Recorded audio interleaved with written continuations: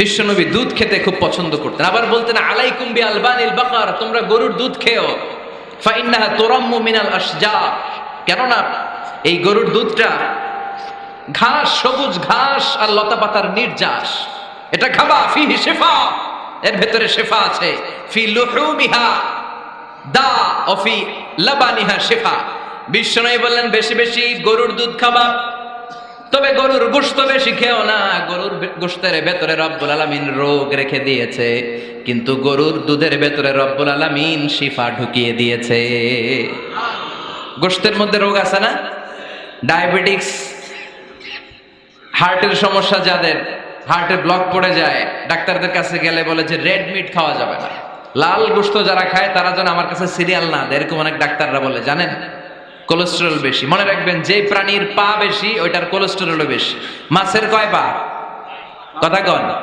পা নাই, মাছের ভিতরে কোলেস্টেরলও নাই। মুরগির কয় পা? তার মানে কিছুটা কোলেস্টেরল আছে। গরুর কয় পা?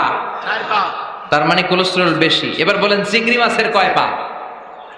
হিসাব নাই, এটার ভিতরে কোলেস্টেরলেরও হিসাব নাই। এজন্য খাওয়ার সময় সাবধান।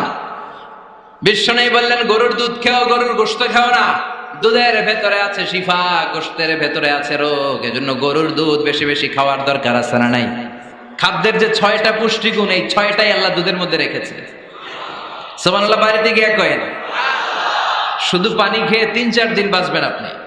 পানির মধ্যে যদি আমি লবণ ছিটিয়ে দেই, লবণ হচ্ছে, এটার ভেতরে সোডিয়াম ক্লোরাইড আছে, ন্যাচারাল পেইন কিলার। এটা খেলে আপনি 7-8 দিন 10 দিন বাঁচতে পারবেন, লবণযুক্ত পানি, মানে স্যালাইন খেয়ে।